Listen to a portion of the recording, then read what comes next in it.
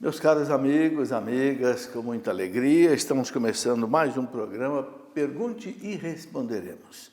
É um programa para você tirar suas dúvidas nas questões de fé, é só mandar para nós, pode usar nosso e-mail, pergunte e responderemos, @cançãonova.com, pode usar também o telefone 12 31 86 2600, que também agora é o WhatsApp, certo?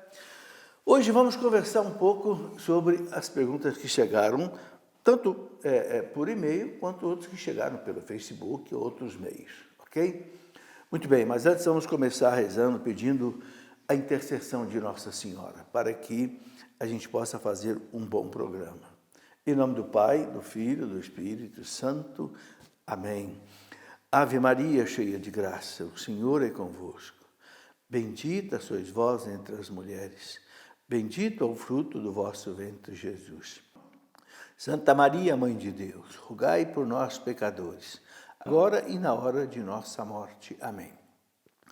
Glória ao Pai, ao Filho e ao Espírito Santo, como era no princípio, agora e sempre. Amém. São José, rogai por nós. Em nome do Pai, do Filho e do Espírito Santo. Amém. Gosto de lembrar sempre que nós estamos no ano de São José, não é? Se Deus escolheu a Virgem Maria, diz o nosso catecismo, antes da criação do mundo, para ser a mãe do seu filho, feito homem, humanado, então também Deus pode ter certeza, escolheu também São José para ser o pai do seu filho. Não é? Nós não podemos escolher o nosso pai e a nossa mãe, mas nós os amamos profundamente. Imagina Deus que pôde escolher seu pai e a sua mãe, não é? Normalmente é um pai que adota um filho, né? Mas com Jesus foi diferente. Foi o filho que adotou um pai. Muito bem, vamos às perguntas que já chegaram para nós aqui. Nesse primeiro bloco tem aqui as perguntas do Cândido Moraes. O Cândido pergunta o seguinte: gostaria de saber quantas vezes exatamente e a quem Jesus apareceu depois da sua ressurreição. Ô Cândido, não dá para a gente dizer exatamente, né? Para você ter ideia, São Paulo fala na primeira carta aos Coríntios, no capítulo 15, que Jesus apareceu para mais de 500 pessoas, entre as quais São Paulo disse, muitas ainda estão vivos. São Paulo escreveu isso por volta do ano 56. Né? Então, veja, é difícil a gente saber. Sabemos que ele apareceu para Madalena, apareceu para os apóstolos várias vezes, né? Certamente ele apareceu para Nossa Senhora, embora nenhum evangelista conte isso, né? Mas o certo é que Jesus apareceu para aquelas pessoas que fala os Atos dos Apóstolos, né? Que conviveram com ele e que tinham a missão de divulgar ao mundo a sua ressurreição. Porque toda a nossa fé é baseada nisso. Cristo ressuscitou. Cristo está vivo.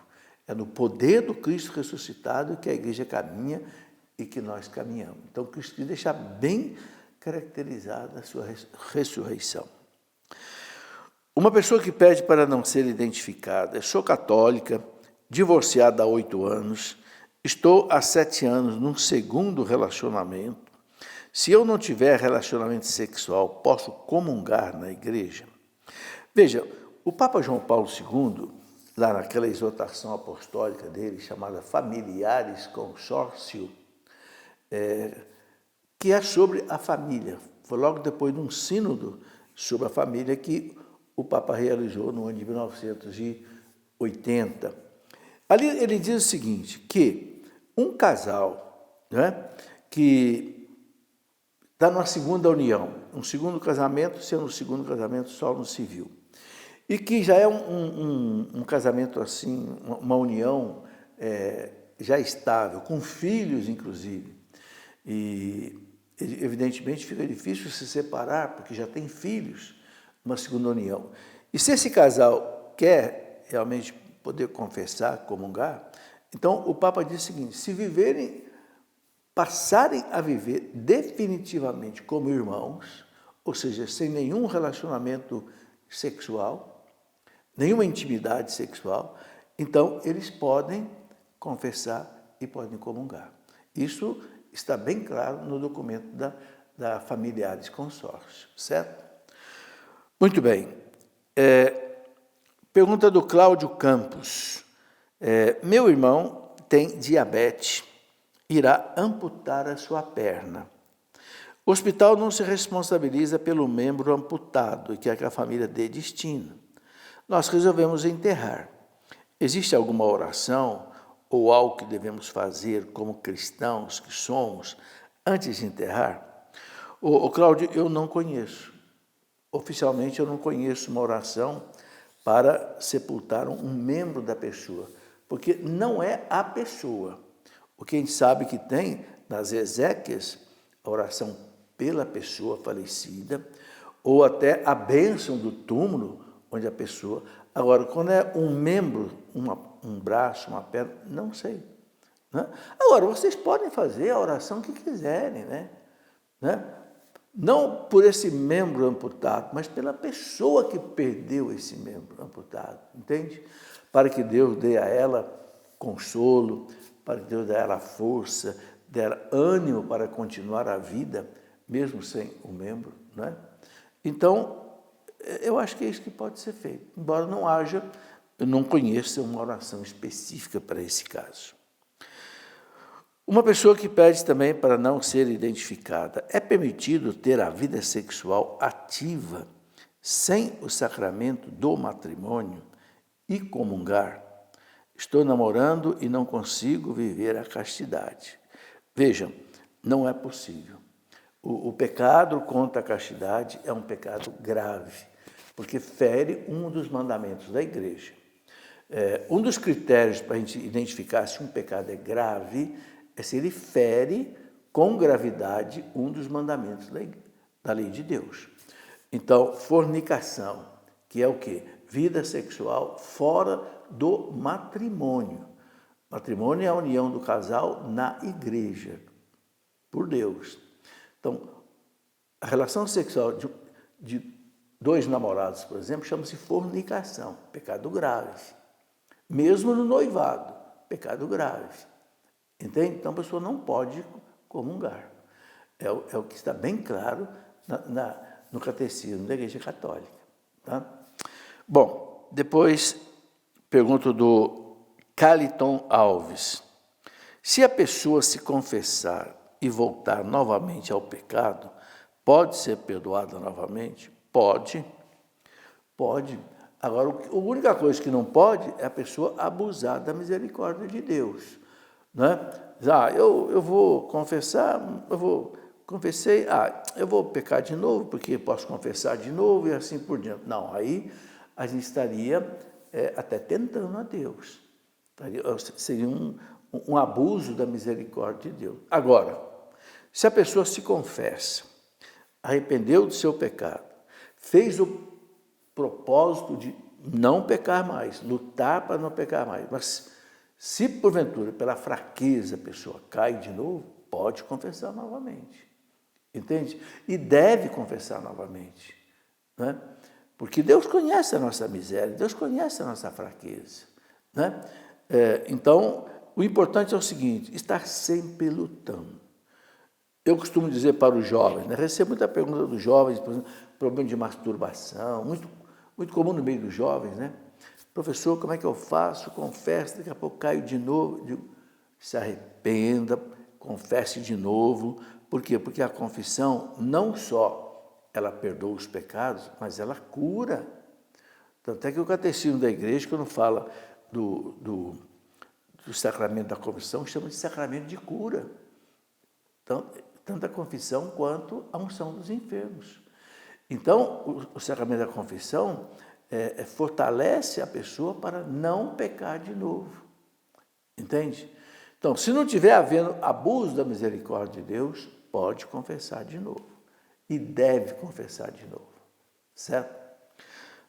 Deus instituiu o sacramento da confissão exatamente porque Deus sabe, Jesus sabe da nossa miséria, da nossa fraqueza. Agora, é importante lutar contra o pecado.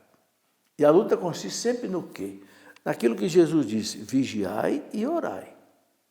São dois parâmetros fundamentais. Vigiar, fuja das ocasiões de pecado. Se você sabe, naquela situação, naquelas companhias, naquele lugar, naquela atividade, você vai cair em pecado, então fuja daquela circunstância. E orar. Né? Sem mim, nada podeis fazer. Né? A gente não consegue vencer o pecado sem Deus. São Paulo fala na carta aos Romanos, capítulo 8, no versículo 13, São Paulo diz assim: se viverdes pelas obras da carne, morrereis. Mas, se pelo Espírito fizerdes morrer as obras da carne, vivereis. Olha que São Paulo diz: se pelo Espírito Santo você fizer morrer as obras da carne, aí vivereis. Ou seja, São Paulo está dizendo o seguinte: sem a ajuda do Espírito Santo, a graça de Deus, a gente não consegue vencer os pecados. Mas com Deus é possível. É o que Santo Agostinho dizia, né? Santo Agostinho tinha uma máxima que eu acho muito bonita.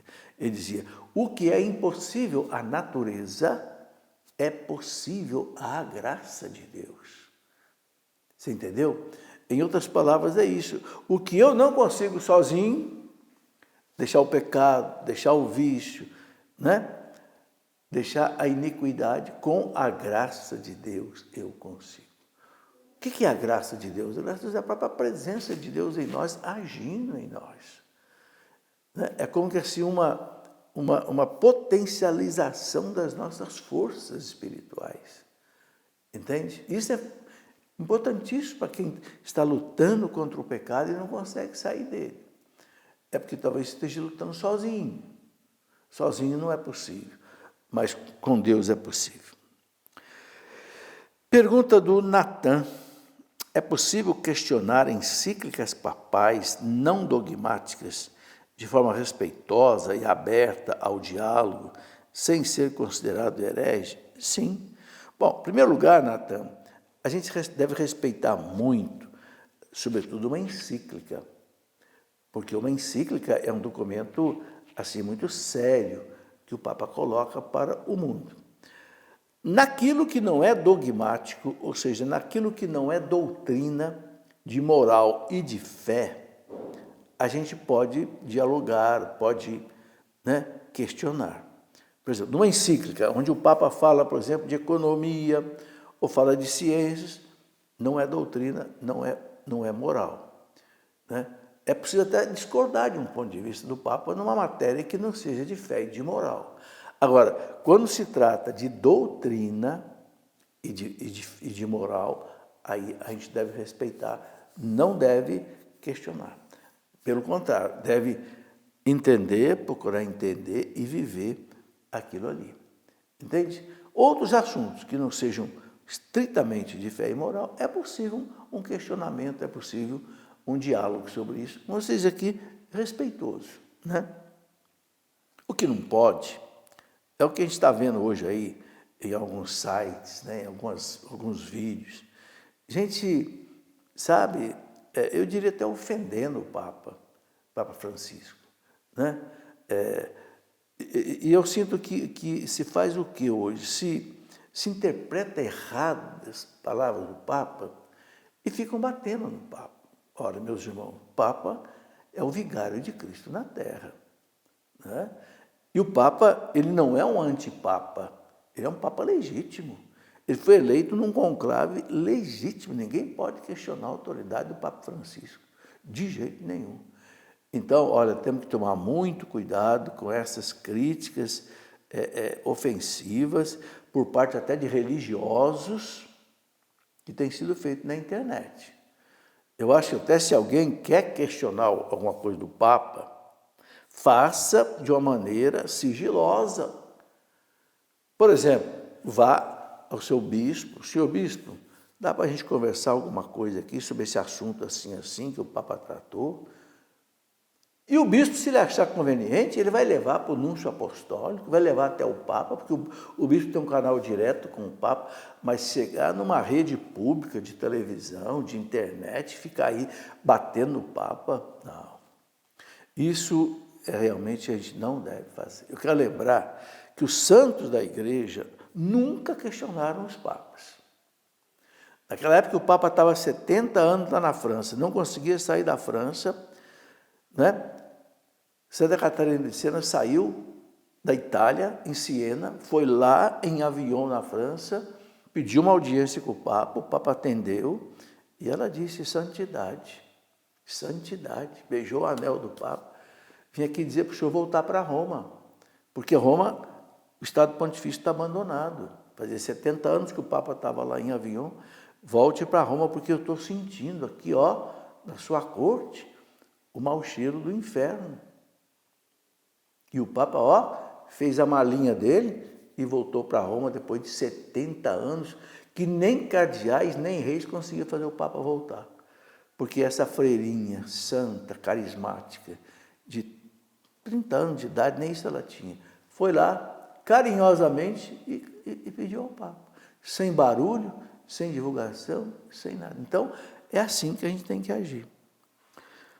José Roberto, posso eu, um leigo, corrigir uma autoridade quando identificar algum erro?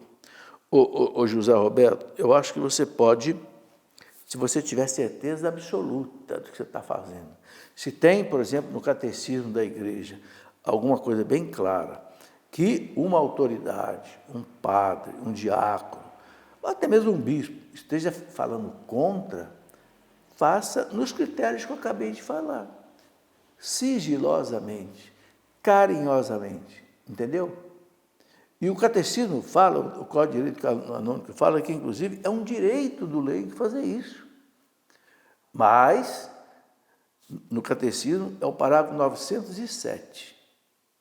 O leigo pode, diz o catecismo, conforme o seu preparo, né, o seu prestígio na igreja, inclusive, fala o catecismo, ele pode conversar nesses assuntos. Agora, sempre, né, de maneira cordial e sempre de maneira sigilosa. Não ficar colocando isso de público de qualquer jeito. Bom, pergunta aqui de Lu Domingues. O que a Igreja Católica diz sobre o casamento de um católico batizado com alguém que não é e não pretende se batizar? Ô Lu, excepcionalmente, a Igreja pode autorizar o casamento de um católico com uma pessoa que não é batizada. Excepcionalmente. Então, a regra é a seguinte: católico, para se casar na igreja, tem que casar com um católico, batizado. Essa é a regra geral. Há algumas exceções que o Código de Direito Canônico traz. Primeira exceção: o católico pode casar com um cristão não católico, protestante, ortodoxo, anglicano, desde que a parte que não é católica prometa que não vai querer mudar a fé da parte católica, entende? Segundo, que vão educar os filhos na fé católica. E há uma outra exceção em que, excepcionalmente, aí cada caso é um caso, e é o bispo quem pode decidir isso ou não, né? Autorizar o casamento de uma pessoa católica com uma pessoa que não é católica e que não quer ser batizada, entende?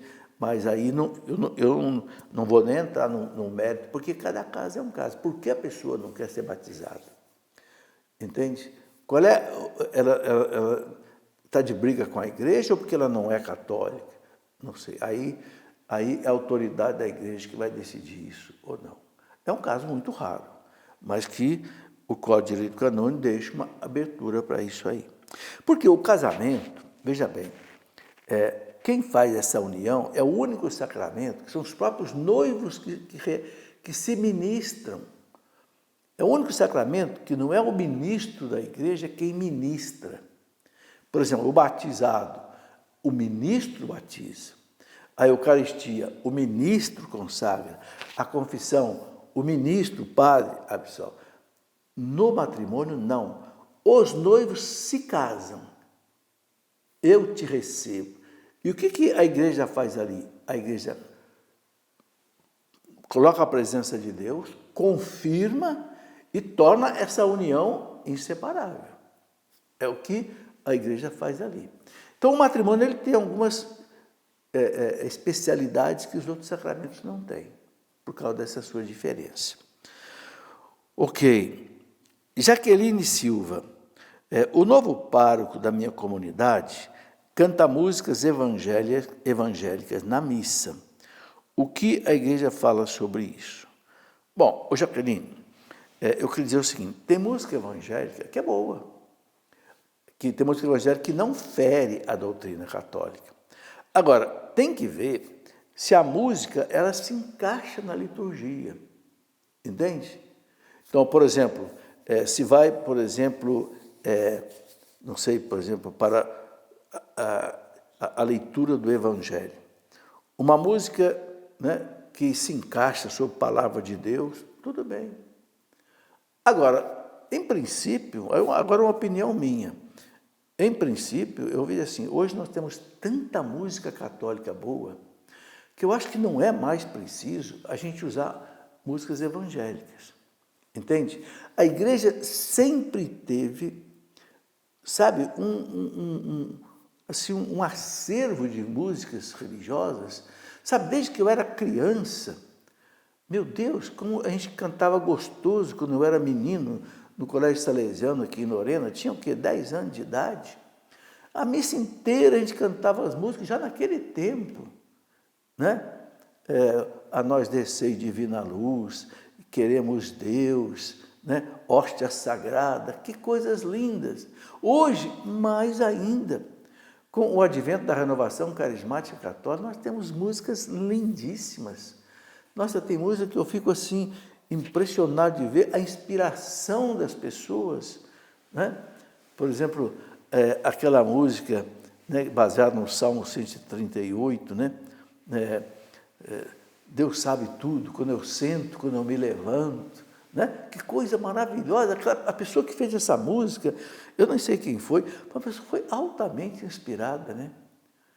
Que coisa, é uma oração, é um louvor a Deus assim, espetacular. Então, eu penso, sinceramente, que a gente não precisa usar as músicas evangélicas, porque a música católica, especialmente para a liturgia, ela tem um foco litúrgico, que a música evangélica não tem. É diferente num show, não sei, ou mesmo num grupo de oração, você cantar alguma música que não fere a fé católica e que anima a oração. Bom, é isso que a gente poderia dizer. Pergunta aqui da Estela Marques. O que a Igreja Católica fala sobre o Espiritismo? Foi Deus quem criou? Estela, pelo que nós sabemos, quem criou o Espiritismo foi o médico francês Allan Kardec, né? E eu não sei bem quais são as razões pelas quais o Allan Kardec fundou o Espiritismo, e também não é só ele, a coisa parece que vem também lá dos Estados Unidos, de outros lugares, né? Bom, o que a Igreja diz sobre o Espiritismo? Ele não se coaduna com a fé católica. Por quê? Porque, para nós católicos, nós somos salvos pela ressurreição, morte e ressurreição de Cristo. Cristo, com a sua morte, pagou diante da justiça divina o preço do nosso pecado, o preço do nosso resgate, o preço do nosso perdão. Ok? Então, para nós, não existe salvação sem a redenção de nosso Senhor Jesus Cristo. Tanto assim que São Pedro colocou claro lá, né? Atos Apóstolos, capítulo 4, versículo 12. Não nos foi dado outro nome debaixo do céu no qual nós tenhamos salvação, a não ser o nome de Jesus. Bom, agora, o Espiritismo, ele não acredita nisso. Ele acredita que, primeiro, ninguém se perde. Para o Espiritismo não existe céu, inferno, purgatório, não existe. O que existe é o seguinte, a pessoa morre e ela não morreu perfeitamente purificada, então ela volta, é a reencarnação. Ela volta numa outra vida, numa outra pessoa. E assim ela vai se morrendo e se reencarnando até que atinja um estado de perfeição onde não precise mais se reencarnar. A igreja não acredita nisso. Por quê? Você vê lá, por exemplo, na carta aos Hebreus, capítulo 9, versículo 27, a carta aos Hebreus diz, está determinado que cada um morra uma única vez. Olha aí, morra uma única vez. E em seguida vem o juízo. Houve o juízo, acabou. Não tem mais o que decidir. Então, a igreja, entendeu? Não consegue compactuar de jeito nenhum o espiritismo com a fé católica. A igreja respeita quem é espírita, quem professa a fé espírita, mas não há não tem como conciliar. Não tem como a pessoa ser espírita e ser católica ao mesmo tempo. Eu sei que tem gente que vai à missa e vai na sessão espírita, mas é porque não entende ainda, não entendeu ainda essa situação de bipolaridade que não é, que não pode ser unida. Ok? Muito bem, ainda sobre isso, né, a igreja recomenda o seguinte, né, quem é católico, viva a sua fé católica. E não é só em relação ao espiritismo. Tem um que é católico, mas aceita superstições, né? Não sei o quê, tem que botar uma ferradura atrás da porta para não dar azar, para dar sorte.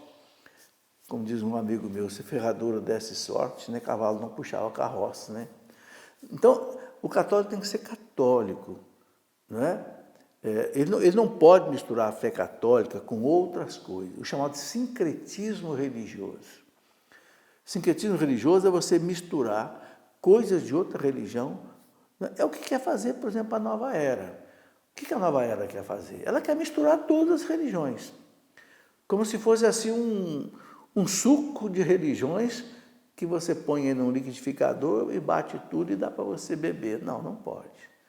Viva a sua fé católica, respeite as outras religiões, temos o nosso manual da fé católica, que é o catecismo, pronto. Tá bem? Vamos para o nosso intervalo e já voltamos daqui a pouquinho.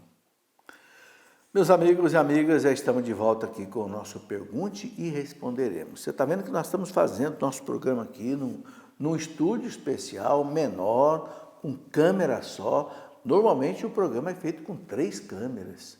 Mas nesse tempo de pandemia, para maior segurança, estou apenas eu, né, e o câmera, para que a gente tenha mais segurança e não deixar você sem o programa. Agora, pode ter certeza do seguinte, o cenário pode ser um pouco mais simples, mas o conteúdo do programa vai ser sempre o mesmo.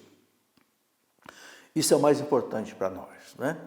Inclusive, se você quiser assistir outros programas, né, que você perdeu, é só entrar aí na internet, no site tv.cançãonova.com/programa, e você pode escolher qual é o programa que você quer assistir. tv.cançãonova.com/programa. Tá certo? Pode acessar também aí para a sua comunicação conosco o nosso e-mail, né? Pergunte e responderemos, @cançãonova.com.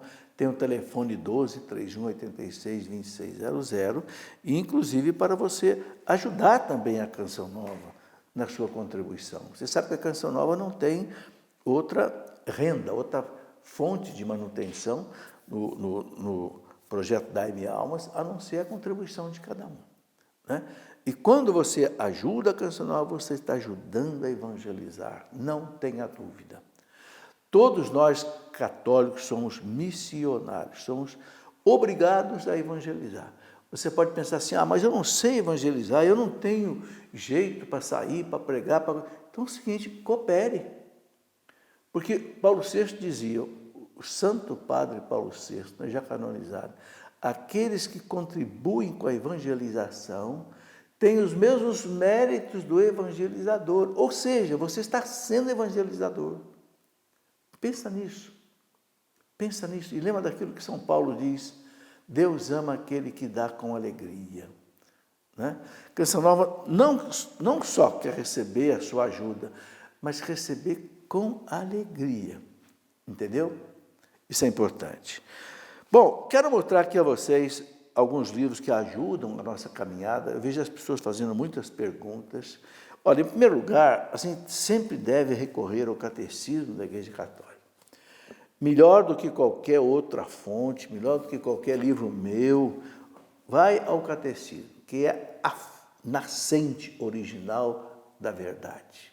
São Paulo diz para Timóteo: Timóteo, a igreja é a coluna e o fundamento da verdade. Deus quer que todos se salvem e cheguem ao conhecimento da verdade. Essa verdade está aqui, meus irmãos. Não está, como diz o livro do Deuteronômio, não está nem do outro lado do mar, nem do outro lado da serra, nem está aqui, perto da sua mão. Depois nós temos também livros que nos ajudam. Olha, aqui eu tenho um livro que não tem nada meu, apenas eu organizei, o Ensinamento dos Santos. Eu coletei aqui, mais ou menos, acho que mais de 500 frases de santos, e tem santos aqui, pelo menos uns 20 santos, que escreveram, que ensinaram, né? Olha, é um livro que você não deve ler mais do que uma página por dia. É para você ruminar, né? A vaca come, depois ela fica ruminando na comida, né? Para poder organizar, aproveitar bem, né? Entende? Então, é um livro que ajuda a gente. Outro livro que eu gostaria de mostrar, o seguinte: O Brilho da Castidade. A gente sabe que a castidade hoje, meus irmãos, é um mandamento de Deus muito ofendido. O não pecar contra a castidade hoje é um mandamento muito violado. Mas é uma coisa maravilhosa a castidade. Eu me lembro que com 13 anos de idade eu li um livro escrito por um monsenhor, eu acho que ele era polonês ou húngaro, o monsenhor Tiamertott. Ele dizia assim: se eu tivesse que dar uma medalha de ouro para um general que ganhou uma batalha, ou para um jovem que venceu na castidade, eu dava para o jovem. Sabe, aquilo brilhou dentro de mim. E eu nunca mais esqueci isso, né? O livro se chamava A Casta Adolescência. Né? Inspirado nesse livro, no Monsenhor Tiamertott, eu escrevi esse livro, O Brilho da Castidade para os jovens. Entende? É difícil o jovem hoje viver a castidade, é difícil, porque o sexualismo hoje é extravagante, né? É vídeo pornográfico, é revista pornográfica, é filme pornográfico, é música pornográfica. O coitado do jovem hoje, ele é assim, né? Envenenado, né? Por esse erotismo assintoso, desrespeitoso. Mas olha, você que é jovem, se você lutar, como ensina o PHN, né? Por hoje não, né? Se você lutar pelas castidades, você vai ver o fruto que isto traz. Principalmente no próprio casamento. Sabe qual é o primeiro fruto que um jovem colhe no casamento, quando ele viveu a castidade? Ele treinou a fidelidade. Se ele treinou a fidelidade para ser fiel a Deus, não vivendo o sexo fora do casamento, nem antes do casamento, agora ele vai ser fiel à sua esposa, porque ele quer continuar sendo fiel a Deus. Entendeu? Então, a castidade deixa o jovem forte, entende? Deixa o jovem preparado para as lutas da vida. Bom, queria dizer também o seguinte: hoje muitas pessoas, graças a Deus, estão estudando a Bíblia. Mas a gente sabe que a Bíblia, sobretudo o Antigo Testamento, não é muito fácil. Não é muito fácil. A gente precisa ter um entendimento de gênero literário, o contexto da época em que os livros foram escritos, a índole de cada escritor sagrado. Porque você vai pegar escritor sagrado que era culto. Por exemplo, um profeta Isaías era um homem culto. Mas você pega um profeta Amós, que era um cuidador de ovelhas. Mas todos escreveram de maneira inspiradas. Como entender essas coisas todas? Então, eu estou escrevendo um curso bíblico explicando essas coisas. Então, o primeiro volume é exatamente isso, né? Como entender a Bíblia, como ler a Bíblia, e depois os 5 primeiros livros da Bíblia, o chamado Pentateuco, que é 5 livros importantíssimos, né? Gênesis, Êxodo, Número, Levítico e Deuteronômio. Para o judeu era a Torá, a lei. Eles falavam a lei e os profetas, né? Bom, depois no segundo volume são os livros históricos. O que são esses livros? São os livros que contam a história do povo judeu, porque a história do povo judeu é importantíssimo você entender, para você entender a Bíblia. Porque a Bíblia é a história desse povo que Deus preparou para o Cristo chegar. Então, Josué, os livros dos reis, os livros de Samuel, os livros das crônicas, os livros de Esdras, Neemias, Judite, Esther, Tobias, esses livros históricos. Depois já preparei também um terceiro volume, que são os livros sapienciais, um quarto volume, que são os livros Os Profetas. Como você entender, são pelo menos 4 grandes profetas, depois 12 profetas chamados menores. Então é o seguinte, hoje, graças a Deus, as pessoas estão redescobrindo a Bíblia. Então, aproveite esta vontade de conhecer a Bíblia e você também entender a Bíblia melhor ainda. Isso ajuda muito.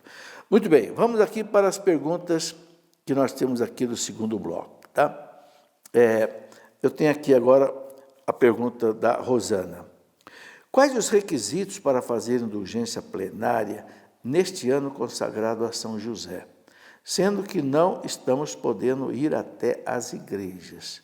Rosana, eu acho que agora já tá dando para ir nas igrejas, né?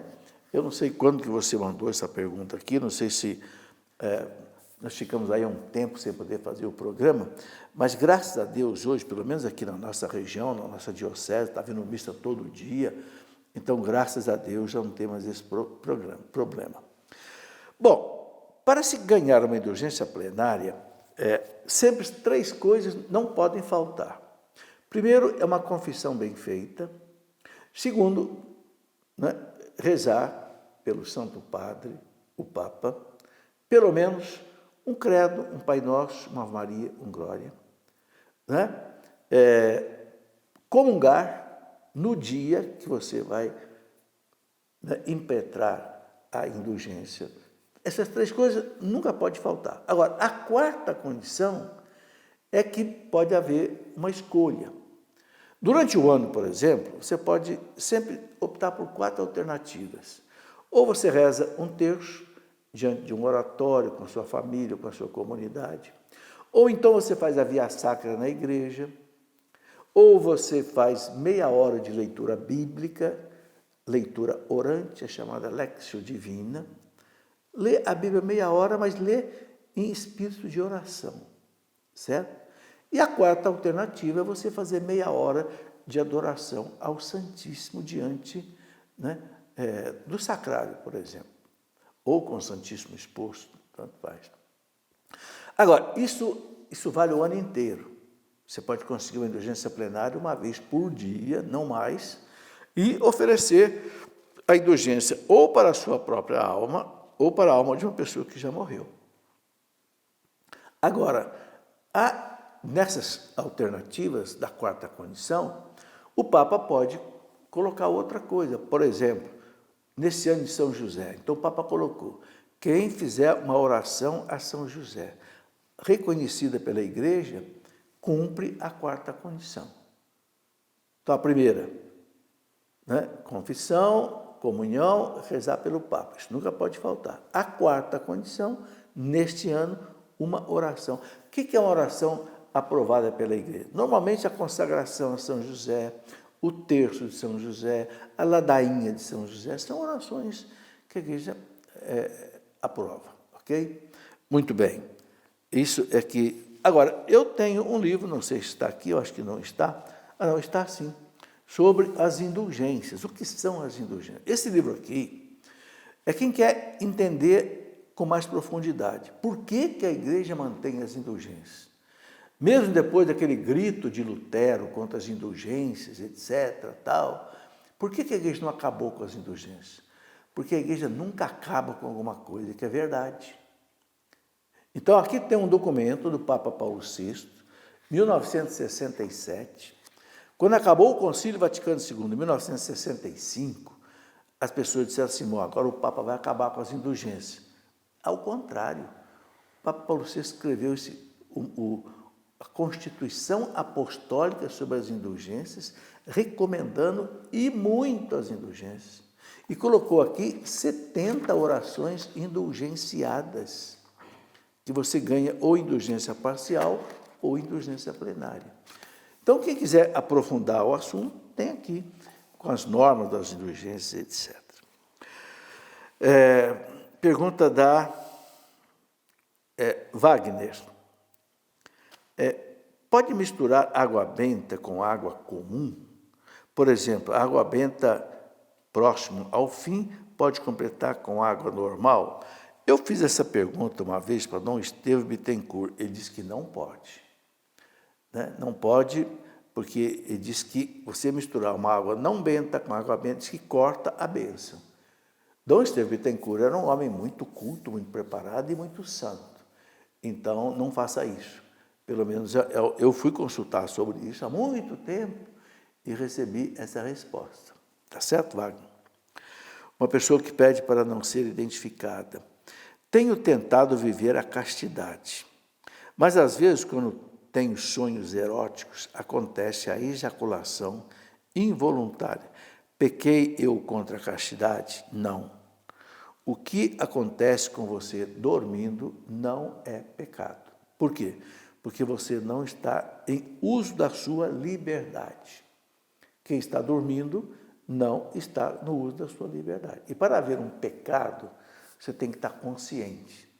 Você tem que saber, querer e fazer. Então, não é pecado, né?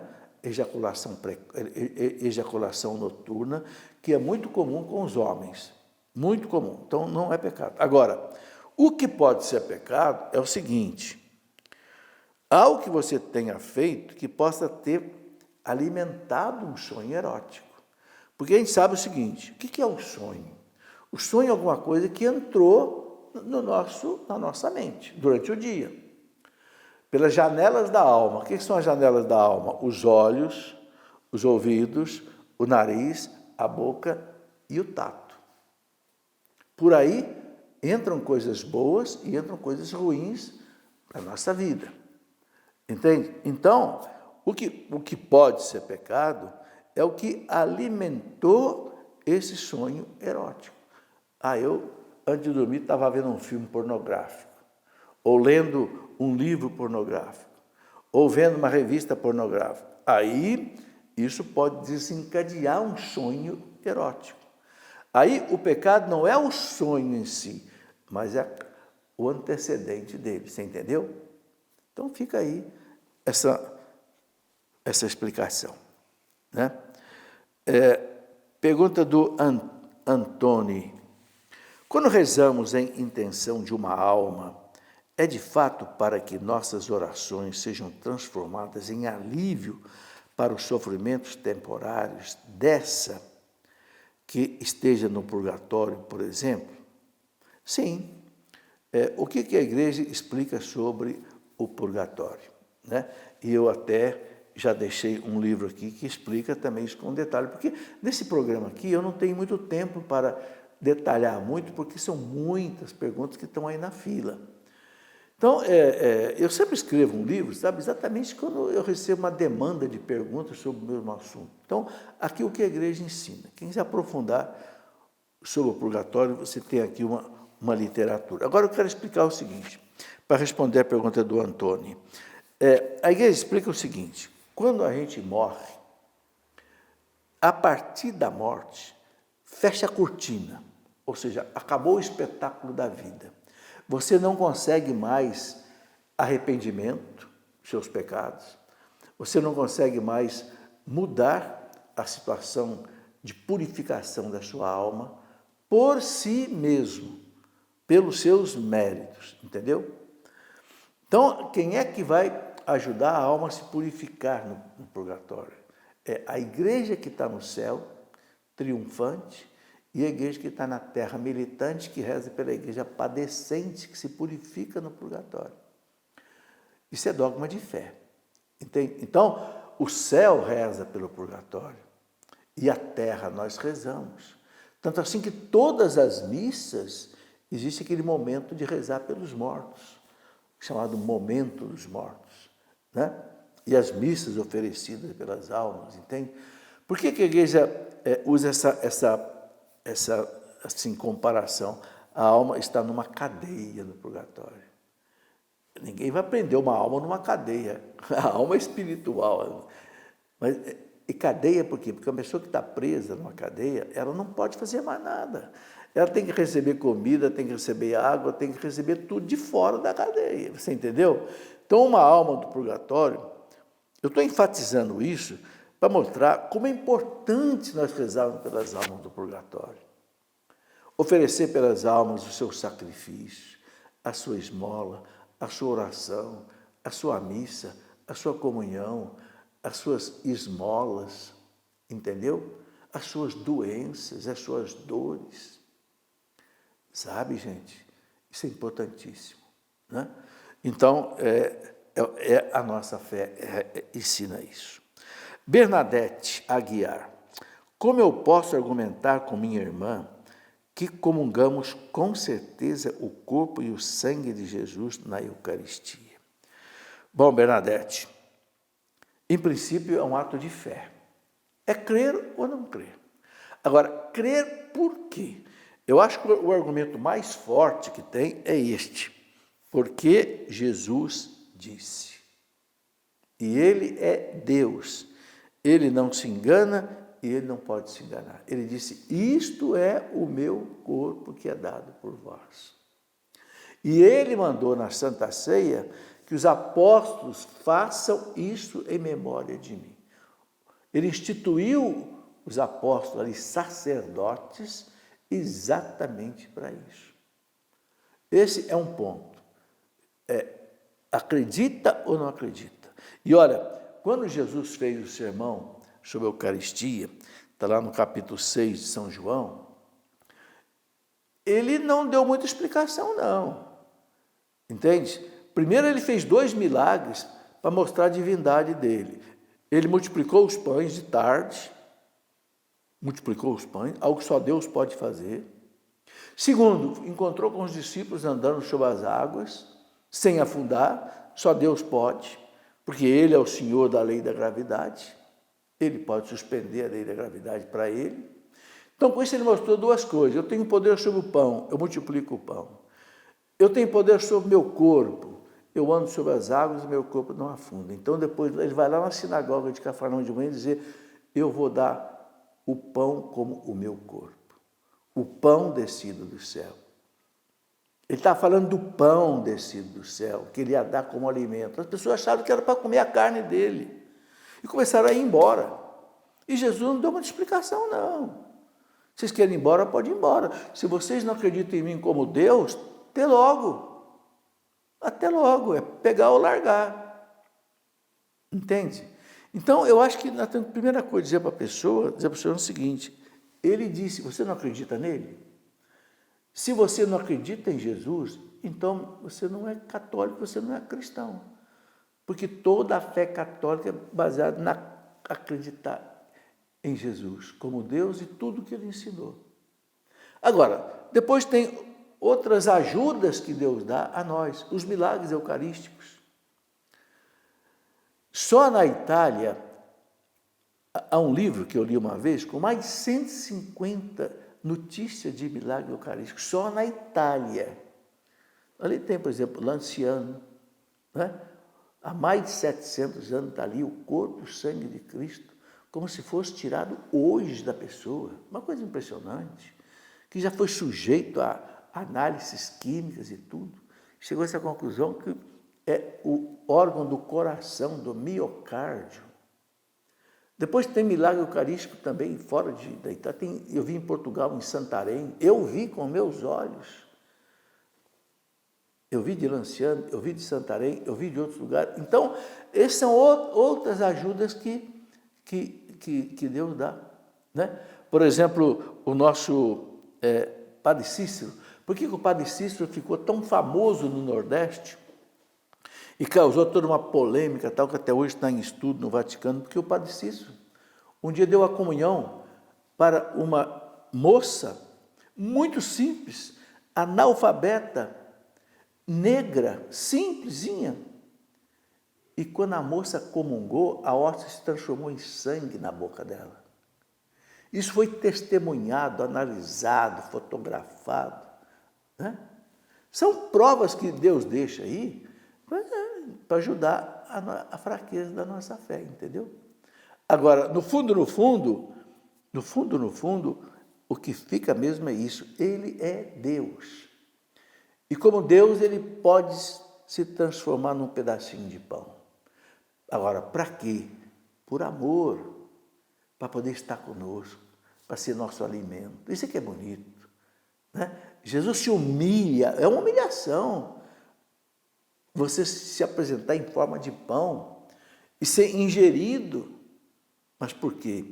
Porque ele quer estar em nós, viver em nós, conduzir a nossa vida. É um milagre dos milagres, né? É o amor dos amores. A igreja fala, a Eucaristia é o amor dos amores.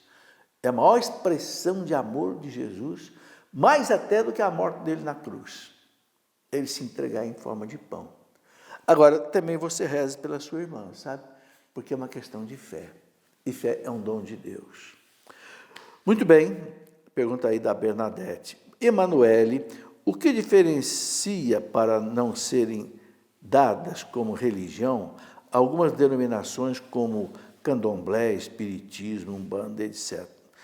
Emanuele, eu não sei se essa conotação de religião ou não religião, o que a igreja chama de religião, novamente, é uma crença religiosa organizada. O que eu digo organizada? Por exemplo, a nossa fé católica tem um papa, tem os bispos, tem os sacerdotes, tem um código de direito canônico, tem um catecismo da igreja. Então, quando há uma organização, uma hierarquia, uma disciplina, código, então a igreja chama de religião. Agora, quando não, aí a igreja não chama de religião. Não sei, pode chamar de, muitas vezes chama de seitas. Seita, o que quer dizer seita? Seita é um segmento separado. Mais do que uma palavra pejorativa, seita é alguém que se separou, entende? De algum tronco. Mas eu acho que isso aí é o menos importante. O importante é a pessoa conhecer cada realidade e optar por aquela que, né, Deus nos chama a viver. Pergunta do Roberto Barroso. O padre pode autorizar que os casais de segunda união recebam os sacramentos da confissão e da comunhão? Ouvi dizer que isto foi autorizado pelo Papa e pela Sagrada Congregação para a doutrina da fé. Não, eu nunca vi nenhum documento da Sagrada Congregação sobre isso. O que está no catecismo, o Roberto, é que não pode um casal de segunda união comungar. Isso está bem claro aqui no catecismo. Parágrafo 1650, 1651, né? Eu posso até ler aqui um pedacinho. Agora, o que o Papa colocou no documento dele, né, sobre a família? Alguns casos muitíssimos especiais, onde não houve um pecado mortal. Pode-se constatar isso, mas o Papa não chega a dizer, na Amoris Laetitia, que está autorizada a comunhão. Não, ele fala, pode haver casos de segunda união, que pela ignorância tão grande das pessoas não tenha havido um pecado mortal. Mas ele não fala com o direito de comungar, isso ele não fala. Eu li bem a Amoris Laetitia, lá no parágrafo, se não me engano, 305, que deixa isso bem claro. Muito bem, chegamos aqui ao final do nosso programa, um grande abraço a você, Deus o abençoe e voltaremos, se Deus quiser, no nosso próximo programa.